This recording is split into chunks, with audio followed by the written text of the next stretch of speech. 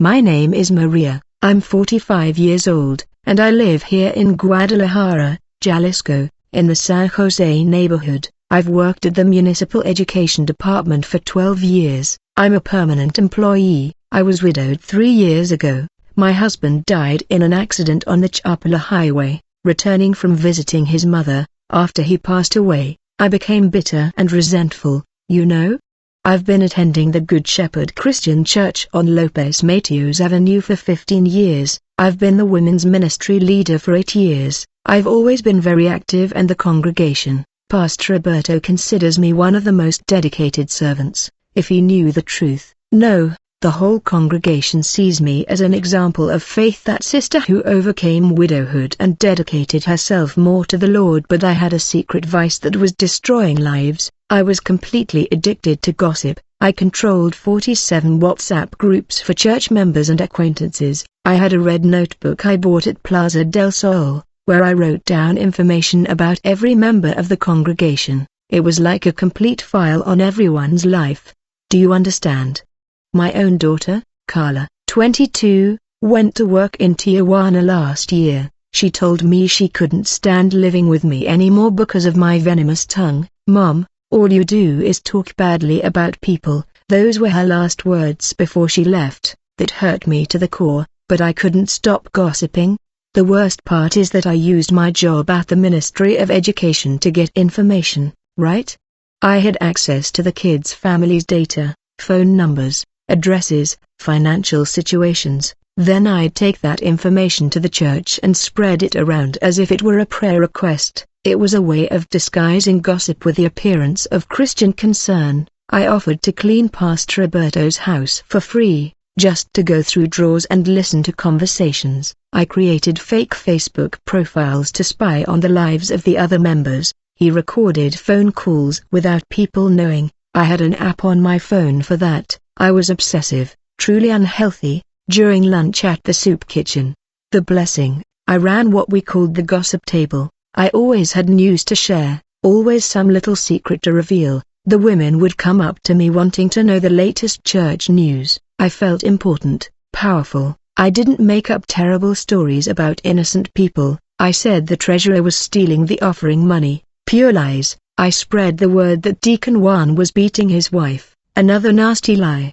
I claimed the Sunday school teacher was having an affair with the church's driver. All lies, all inventions of my dirty mind. That September of 2019, while all of Mexico was talking about AMLO's government and the September 19th earthquake, I was more concerned with destroying reputations. My mind was only thinking about how to get more material to spread in the groups. It was like a drug. I needed gossip to feel alive.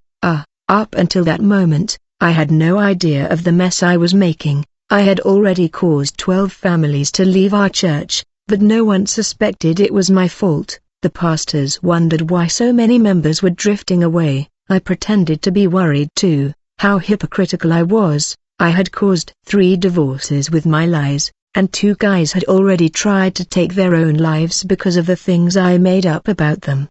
But I still didn't know all that. I hadn't yet discovered the extent of the destruction my words caused. I thought it was just innocent little chatter, right? It was Monday, September 14, 2019, when I decided to attack the new singer in our choir. She was a pretty 26-year-old girl, and that bothered me a lot. That night, I recorded a 7-minute audio message making up that she wore tight clothes to seduce married men, and that audio would change my life forever. My daily routine was completely diabolical, but back then I thought it was normal, right? I'd get up every day at 6 a.m., and the first thing I'd do was grab my phone. I'd check everyone's WhatsApp statuses looking for something suspicious to comment on. It was like I was a private detective, but the evil kind, you know? At 7 a.m., I'd go to Don Pancho's bakery to bite bread rolls for breakfast. I always arrived early to meet Doña Carmen, who worked at the counter. She was a gossip too, just like me. We made a terrible pair. "So, Maria, any news from church?" She'd always ask with that mischievous little smile. During lunch, I ruled the roost at table number 5 in the soup kitchen. The women would approach me like I was a queen. They wanted to know the latest gossip. Sister Maria, is it true that so-and-so is expecting?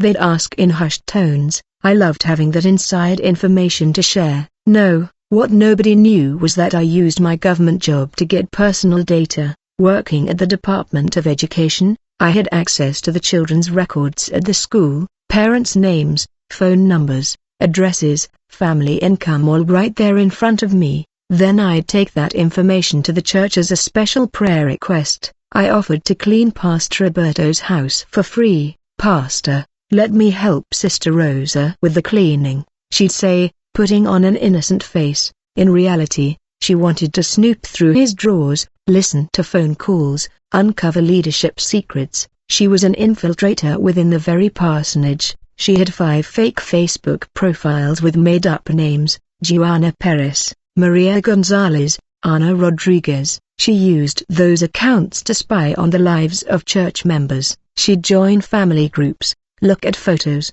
follow discussions, then she'd take that information and spread it around as if she'd discovered it by chance. She installed an app on her phone to record phone conversations without anyone knowing. When someone called her to vent, she'd record everything, every intimate detail, every personal secret. Then she'd edit the audio and send it to the groups, always saying, "Guys, we need to pray for so-and-so. She's going through this and that." I created specific groups for different kinds of gossip. I had the urgent prayer group to spread family problems, the vigil group to talk about alleged adulteries, the intercession group to discuss the financial problems of the brothers and sisters. It was a well-organized network of slander, disguised as Christian zeal. Wasn't it? The lies I invented during that period were devastating. I said that Sister Teresa, the church treasurer, was stealing money from the offerings. I spread the rumor that Deacon Juan beat his wife at home, a terrible and completely false claim. I asserted that the Sunday school teacher, Sister Claudia, was having a secret affair with Pablo, the church's choreographer. While all of Mexico was talking about President López Obrador's inauguration and mourning the victims of the September 19th earthquake, I was focused on destroying lives within the church. My mind thought of nothing else. It was gossip in the morning, gossip in the afternoon, gossip at night. I was constantly connected to 47 WhatsApp groups. Back in 2019, technology was perfect for spreading lies. Instagram stories, stickers, personalized WhatsApp messages, groups with up to 256 people. I mastered all those tools, creating malicious memes, posting indirect messages, sending chain messages with half-truths mixed with outright lies. It was like I was the intelligence headquarters for gossip in Guadalajara. People sought me out to find out the latest news. I had become the church's official source of information. But what I didn't imagine was that hell itself was using my tongue as an instrument of destruction, and I would discover that in the early morning of September 15th, right? Regina was 28 years old and worked as a saleswoman at Liverpool in Plaza del Sol. She was a simple girl, divorced for 2 years, trying to rebuild her life. She studied business administration at the University of Guadalajara's night school. She dreamed of a better life. She had been attending our church for 2 years. She always sat in the front rows during services, right? She was a huge fan of Alejandra Guzman and always cried during the worship. "Music touches my heart," she told me once after a service. Regina was a sensitive person with genuine faith. She sought healing from God for the wounds of a failed marriage. She lived alone in a small apartment in the Oblatos neighborhood. She supported herself with her own job. One Sunday in July 2019, I made up a terrible story about her. I saw Regina talking to Andres, a married man from church. After the service, it was a normal conversation about work. He needed an experienced saleswoman to recommend to his wife's store, but my dirty mind twisted it into something sordid. That same Sunday night, I recorded an 8-minute audio message for the main groups. "Brothers and sisters, we need to pray for Sister Regina. She's getting involved with a married man from church," I said in a voice of feigned concern. "I saw her talking very closely with Brother Andres after the service. You know how it is, right? The bomb exploded Monday morning. Regina arrived at work and noticed people whispering as she walked by. The manager at Liverpool, who also attends a Christian church, had received the audio message through a cousin. "Regina, you need to get your spiritual life in order," she told her coldly during her shift. On Tuesday, Regina started getting strange looks at church. The women in the women's ministry stopped greeting her. Married men avoided talking to her. She didn't understand what was happening. She was confused, thinking she had done something wrong without realizing it. Anguish gripped her heart. Didn't it?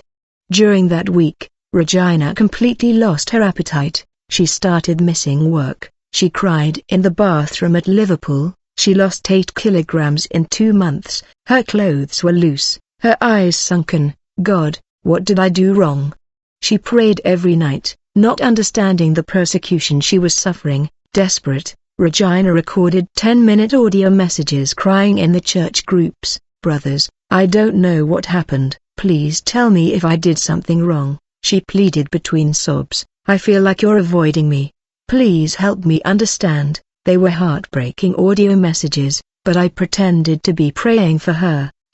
I spread the word in the groups that her audio messages were guilt attacks. People, when someone is in sin, their conscience won't leave them alone. I commented in the groups, "Look how disturbed she is. That's proof that something is really wrong. What terrible evil." I was destroying an innocent person and still using her own pain as false evidence. Regina reached total despair and called her mother-in-law Relia begging to come home. "Mom, I can't take it anymore. The people at church are treating me badly," she cried on the phone. Her mother was worried and offered her help, but I, who found out about the conversation through an acquaintance, made up a story that she was running away because the story was true. Andres, the married man who had spoken with her, sought out Pastor Roberto to clarify the situation. "Pastor, I only spoke with her about work. My wife was present," he explained, sounding worried, but the damage was already done. The gossip had spread throughout the city.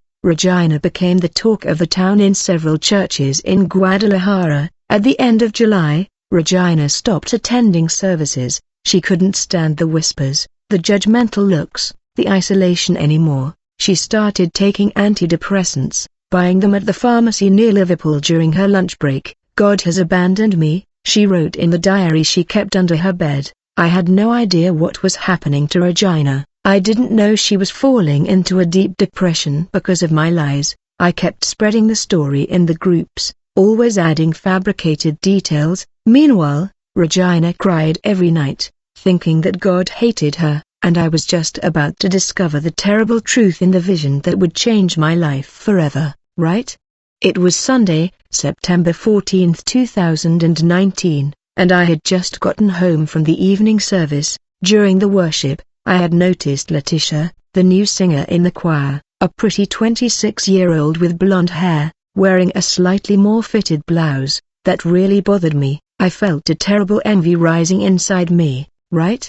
I got home around 10:30 at night. I turned on the TV to watch a rerun of Ventenenda with Patti Chapoy. I grabbed my phone and started writing a nasty message about Letitia. My mind was boiling with anger and envy. I couldn't accept that a younger girl was the center of attention in the choir. At 2:00 a.m., I recorded a 7-minute audio message destroying Letitia's reputation. "Brothers and sisters, I'm worried about our new singer. She's wearing very tight clothes to attract married men," I said in a voice of feigned concern. "We need to pray for her. You know the type, right?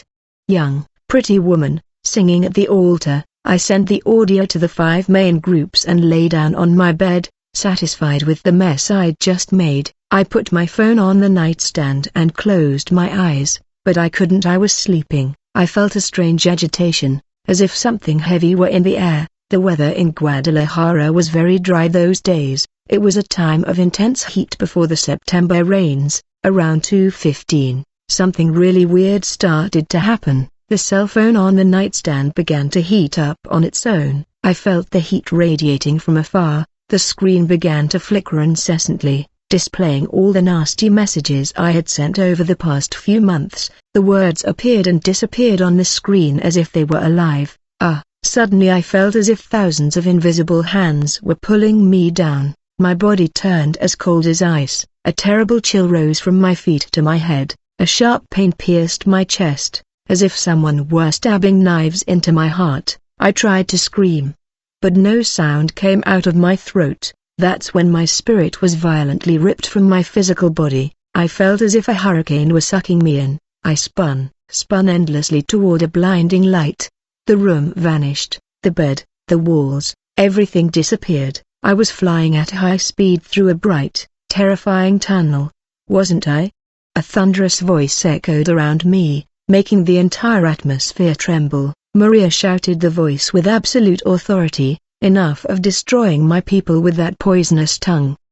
The sound was so loud I felt as if my eardrums were going to explode. It was a divine, powerful voice that pierced to the bone. The light grew even more intense, and a glowing figure appeared before me. I couldn't see the face clearly. It was like staring directly at the sun. "You thought I wasn't seeing," the voice continued. "Every WhatsApp message, every whisper, every lie, I saw it all." Terror gripped me. I realized I was standing before God himself. "Lord, I didn't know," I tried to say, but I could barely speak. The divine presence was overwhelming. I felt like a grain of sand before the ocean. "Come with me," he ordered. "I want to show you what your words caused. I want to show you the fate of those who destroy with their tongues." My heart raced. I knew something terrible was coming. The atmosphere changed completely, and I found myself floating above Guadalajara. I could see my house in the San Jose neighborhood far below, the deserted streets in the early morning,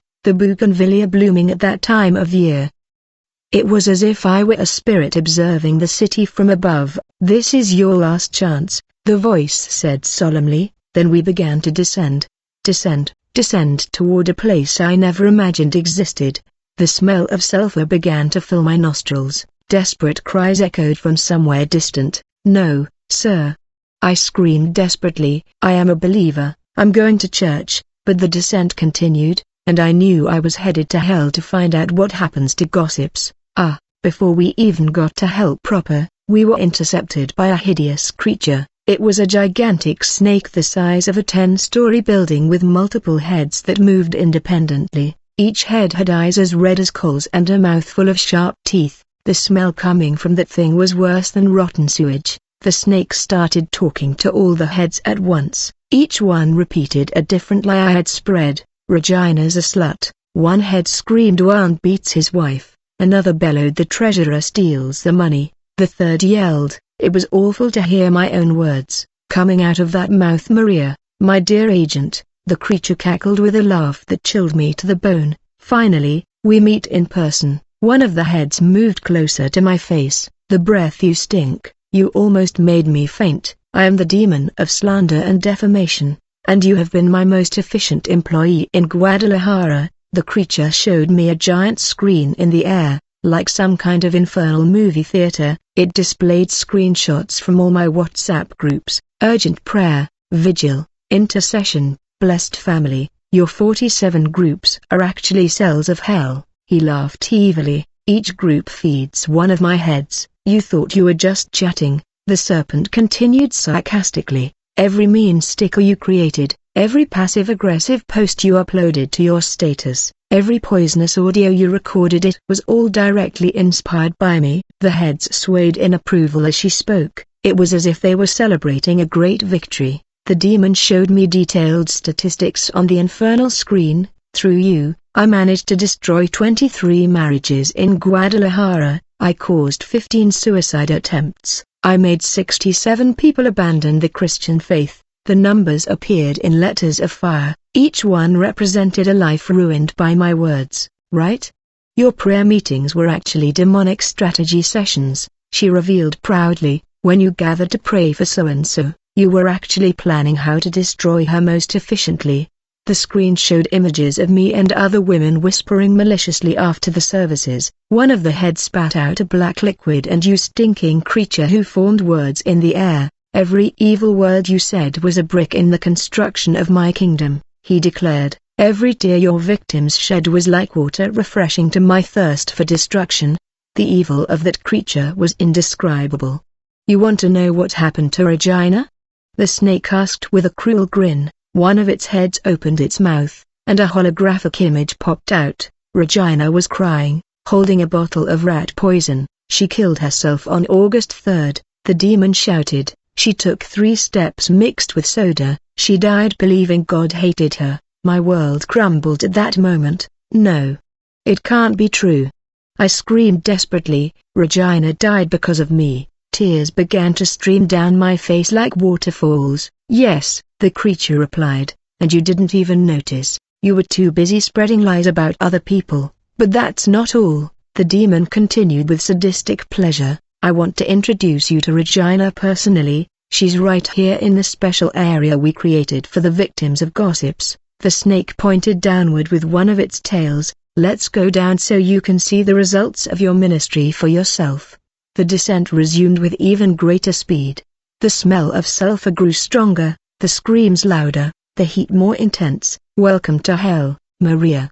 All the heads shouted in unison. Welcome to the place where gossips pay eternally for the words that destroyed innocent lives. And then we arrived at the entrance to the most terrible area of hell, the sector specifically designated for those who sinned with their tongues. We arrived at a specific area of hell that had a giant sign written in letters of fire, Guadalajara Slanderer Zone. The place was like an entire neighborhood with streets and blocks, but all eternally burning. The buildings seemed to be made of intertwined human tongues. It was the most horrifying sight I had ever witnessed, right?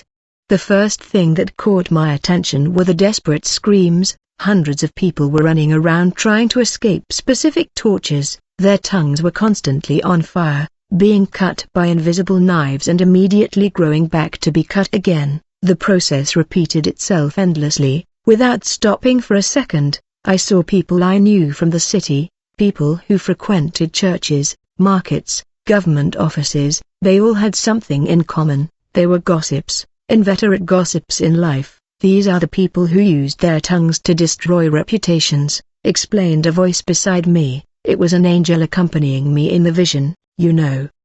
Right away at the entrance, I recognized Donna Carmen from Don Pancho's bakery. She was tied to an iron chair overflowing with hot coals. She was forced to eat bread rolls that turned into burning coals in her mouth. When she tried to swallow, the coals went down, burning her throat from the inside. Maria screamed when she saw me. Help me, everything's burning. Further on, I saw Marcos, who managed the church's WhatsApp newsgroups. He was in an endless cycle. He typed messages on a cell phone that was on fire, but each word transformed into worms that crawled out of the screen and devoured his fingers. His fingers instantly grew back to be devoured again. It was personalized torture for someone who sinned by writing lies. On a side street, I found Sandra, the former secretary of a Pentecostal church. She was locked in a burning phone booth, forced to eternally repeat all the gossip she had spread in her life. So-and-so is expecting, so-and-so owes money, Sutana is getting a divorce. She kept repeating it, her mouth ablaze with every word. Wasn't it? The most disturbing thing was seeing the desperation in their eyes. They all knew exactly why they were there. They remembered every lie they had told, every life they had destroyed. We deserve to be here, said a man who ran past, his tongue on fire. But we can't stop suffering. In a central square of the area, a group was chained to a giant wheel of fire. They were forced to spin eternally while listening through infernal loudspeakers to all the gossip they had spread. But now the gossip was about themselves, cruel lies invented by other demons. They were experiencing in their own flesh what their victims felt. I saw a woman I recognized from the Assembly of God in the center. She was buried up to her neck in the ground, while small snakes slithered in and out of her mouth. Each snake represented a lie I had told. She managed to speak. Amidst the screams, my tongue is being eaten away from the inside. It hurts more than anything in the world. There was an entire building on one corner dedicated to those infernal WhatsApp groups. People were locked in rooms that looked like giant cell phones. They were eternally trapped, receiving messages filled with all the gossip they had spread. But now they were forced to listen without being able to respond or defend themselves. It was eternal silence for those who had lived their lives of gossiping. The angel explained that each torture was personalized according to the type of gossip the person most enjoyed spreading. Those who liked to talk about adultery are eternally haunted by fabricated scenes of their own spouse being unfaithful. Those who spread lies about money live counting coins that turn to ash in their hands. We walked through several streets of that terrible zone. On each block, a new form of torment awaited those who had sinned with their tongues. This is just the Guadalajara zone. The angel said, there are thousands of zones like this, one for every city in the world. The sin of the tongue is universal. Then he pointed to a building at the end of the main street. But you came here to find someone specific. Regina is waiting for you over there, right? We walked toward the building the angel had pointed to. It was a 7-story structure, made entirely of giant cell phone screens. On each screen, scenes of people being defamed played endlessly. It was like a macabre movie theater of slander.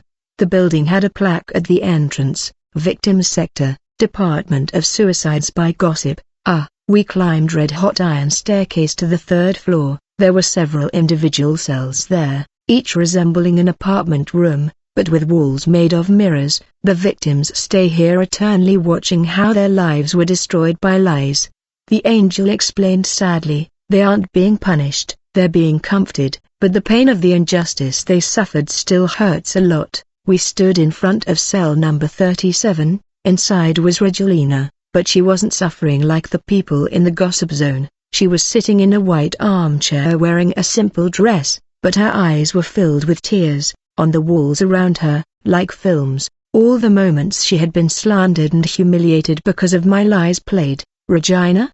I shouted desperately, running toward the cell bars. She looked up and recognized me immediately. Her face showed no anger, only a deep and infinite sadness. Hello, Maria, she said weakly. I was waiting for you to come here. I knew that one day you would come to visit me. Regina, forgive me. I started to cry uncontrollably. I didn't know you had. I couldn't finish the sentence. She stood up slowly and approached the bars. That you had killed me, she finished calmly. It was August 3rd, Maria, a Tuesday morning. Regina began to recount the details of that terrible day. I woke up at 5 a.m. I hadn't been able to sleep for weeks because of the gossip. I went to the pharmacy on Lopez Mateos Avenue and bought 3 packets, rat poison. Every word was like a stab in my heart. I went back home and mixed it with Coca-Cola. I thought it would hurt less that way. Before taking it, I called my mom in Morelia. Regina continued, tears streaming down her face. I told her I loved her very much, that it wasn't her fault I'd become a bad person. My mom didn't understand anything. She thought I was just sad. She paused before continuing, then I called you. Maria, my blood ran cold. You called me. Regina nodded. I called you at 7 o'clock a.m. You didn't answer. I left a message on your voicemail asking for your forgiveness if I'd done anything wrong, that I didn't understand why everyone was treating me badly. I tried to remember that day, August 3rd, a Tuesday. After leaving the message, I took the poison, Regina continued, her voice breaking. It took 40 minutes to take effect. They were the longest 40 minutes of my life. I felt like everything was burning inside my stomach, my chest, my throat, but the physical pain was less than the pain in my soul. In my final moments, I prayed to God to forgive me for doing that, she said, looking up, but I truly believed I was a despicable person, that God was disgusted by me. The gossip convinced me I was dirty, impure, unworthy of living. Those words pierced my soul like fiery spears, didn't they? When I got here, I discovered the truth, Regina continued.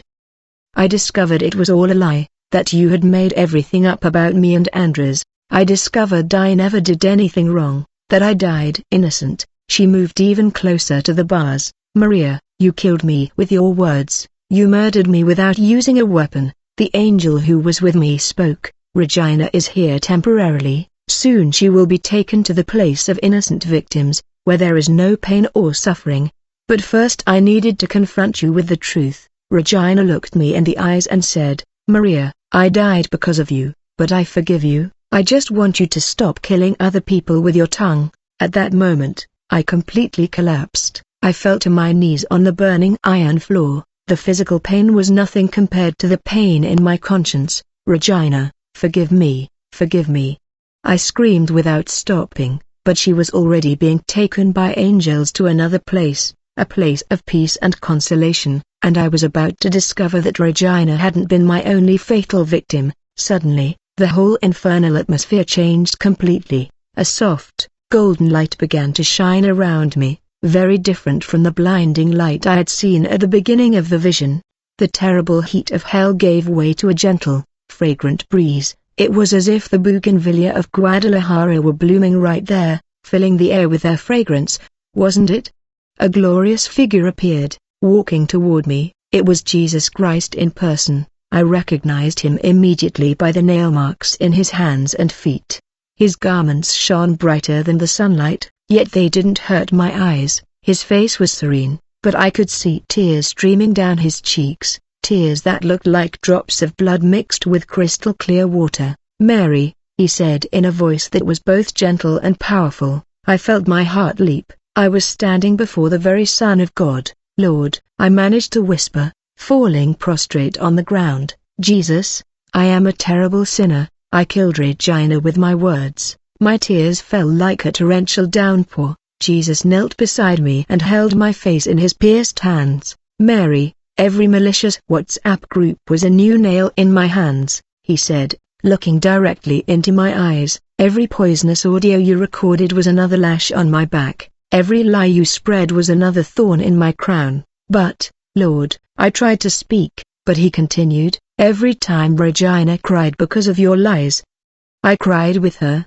Every night she couldn't sleep, I stayed by her bedside, comforting her broken heart." Jesus' tears dripped onto the floor. Each drop formed a small, delicate flower. Jesus showed me a vision that tore me in two. It was my 22-year-old daughter, Carla, crying, locked in her room in Tijuana. "I can't take it anymore, Mum," she screamed to herself. "I'm ashamed to say I'm a churchgoer because of you. My friends make fun of me, they say Christians are all gossips, just like my mom." My own daughter had lost her faith because of me, right? "Do you want to see what else your words caused?" Jesus asked with infinite sadness. The vision changed, and I saw Pastor Roberto in the Radio Guadalajara studio trying to record the program Word of Life. He was crying, unable to speak into the microphone. "Lord, I can't take it anymore. My church is being destroyed from within." He prayed desperately. Dona Rosa, the pastor's wife, was taking 3 types of antidepressants, Jesus revealed, showing another scene. I saw her in the psychiatrist's office explaining, "Doctor, my church has become a battlefield. People are constantly fighting and attacking each other. I haven't slept in months. I have nightmares about arguments and divisions." The woman had lost a significant amount of weight. She looked like a ghost. Pastor Roberto had lost 12 kilograms from stress, Jesus continued.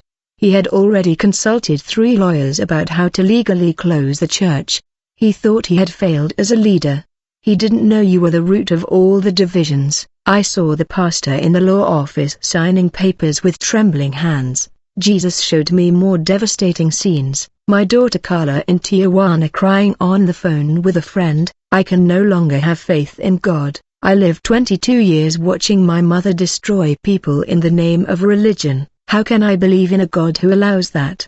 My own daughter had become an atheist because of me." "You caused a tsunami of destruction," Jesus said. Tears of blood fell more intensely. 3 broken marriages, 2 suicide attempts, plus Regina. 12 families abandoned the faith. 67 people left Christian churches because of the divisions you sowed. "But what hurts me most," Jesus continued, "is that you did all this using my name. You said you were praying for people, that you had Christian concern. You turned my gospel of love into an instrument of hatred and destruction." The weight of guilt was so great that I felt as if I were going to die right there. "Didn't I, Lord?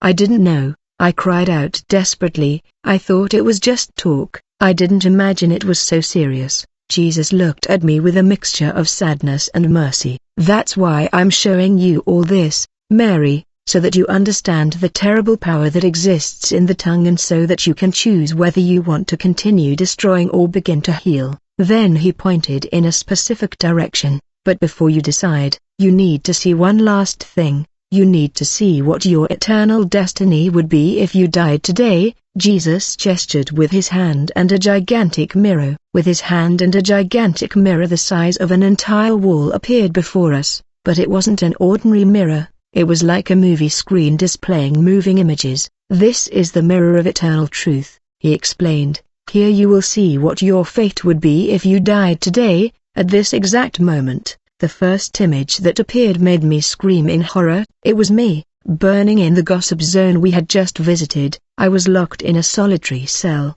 my hands endlessly typing fiery messages on a burning cell phone. My own words shot off the screen like flames and burned my face. It was personalized torture for someone who had spent their life spreading lies online, and your specific punishment would be to eternally hear Regina's last thoughts, Jesus revealed sadly. The image in the mirror showed Regina taking the poison and thinking, God, why did you create me if I was to be so despicable?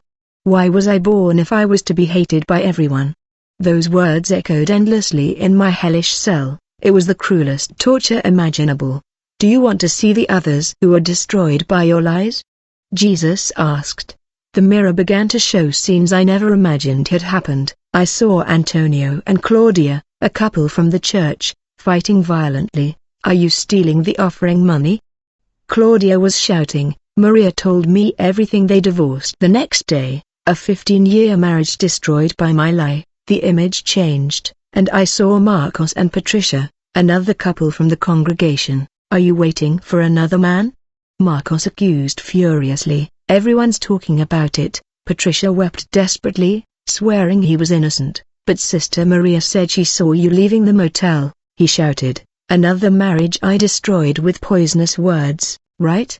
Roberto and Anna also divorced because of you. Jesus showed the third scene. Roberto had received an audio recording of me saying that Anna frequented motels. 15 years of marriage, 3 young children, all destroyed because you invented a cruel lie. I saw the children crying as their father left the house forever. My heart was breaking piece by piece. The mirror showed something even more devastating. Look at your own funeral, Jesus said solemnly. The image showed the Guadalajara cemetery. It was my burial, but only 4 people had come.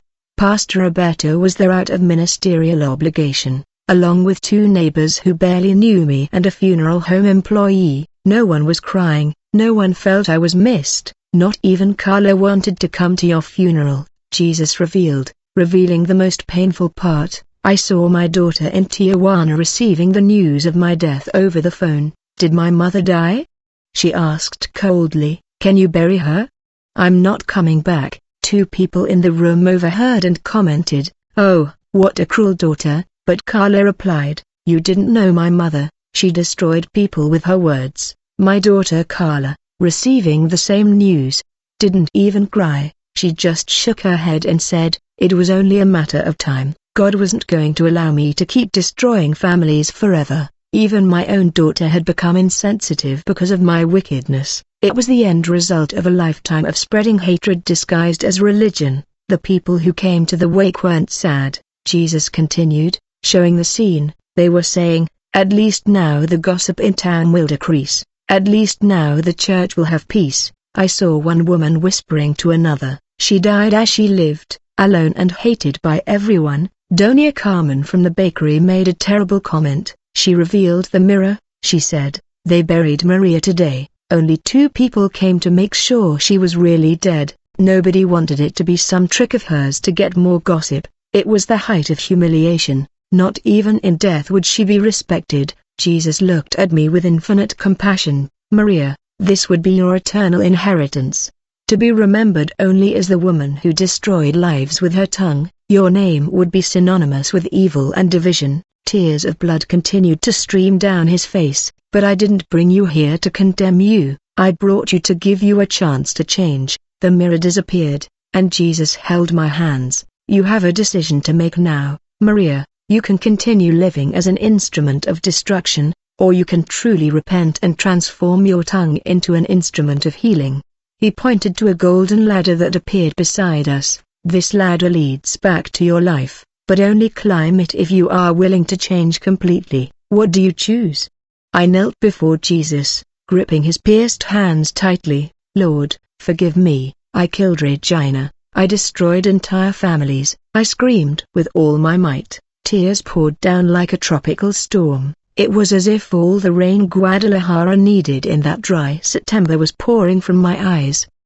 Give me a chance, please. Give me a chance to fix everything, Maria, Jesus said, holding my face with infinite tenderness. I held Regina's hand when she took the poison. I kept vigil with her during her 40 minutes of agony. In her final moments, she specifically asked me to forgive you. Those words were like balm to my wounded soul. Regina is at peace now, but you need to live to honor the forgiveness he gave you. Jesus lifted me up and pointed to the golden ladder. Climb, my child, return to your life and transform your tongue into an instrument of healing. But remember, true change won't be easy. You will encounter resistance, rejection, people who will refuse to believe in your transformation. I kissed my pierced hands and began to climb. Each step felt like being born again. I woke up in my room at 3:33 a.m. on September 15, 2019, but it wasn't a normal awakening.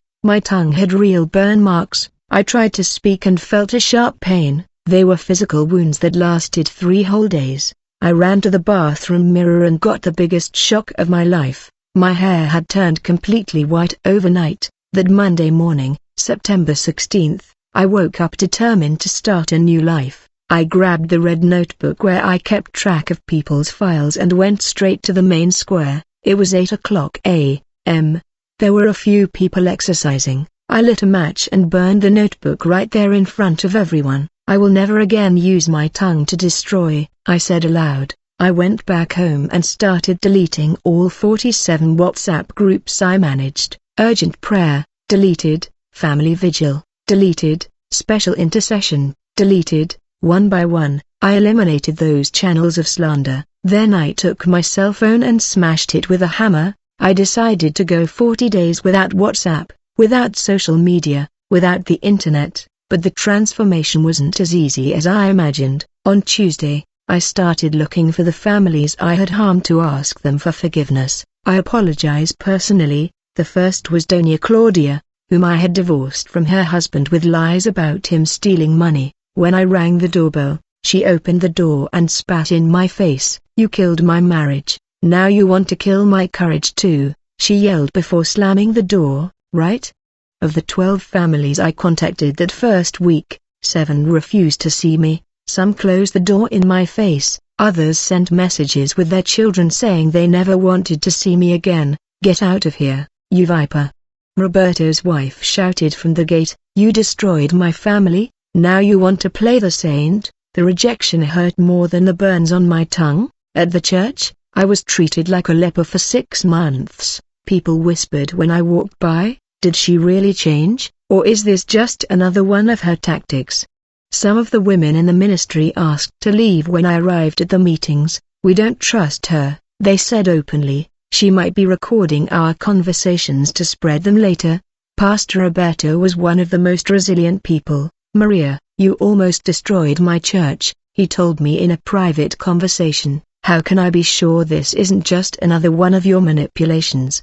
It took 3 months of attending services in absolute silence. I didn't speak to anyone, I didn't participate in anything, I just prayed and cried during the worship. The first person who believed in my change was Doña Josefa, a 70-year-old woman who had lost her son to suicide. I saw you crying during the service, she told me after a month. Those tears are real, I know the pain of regret when I see it. She began to pray with me. She was my first ally on the journey of restoration. The miracle began to happen in the 4th month. Regina appeared in a dream one night in December, dressed in white and smiling. Maria, I completely forgive you, she said. Now stop blaming yourself and start helping other people who are suffering as I suffered. I woke up at peace for the first time since September. I felt that Regina was truly okay and at peace. Today, 5 years later, I work at the Depian Support Center in Guadalajara.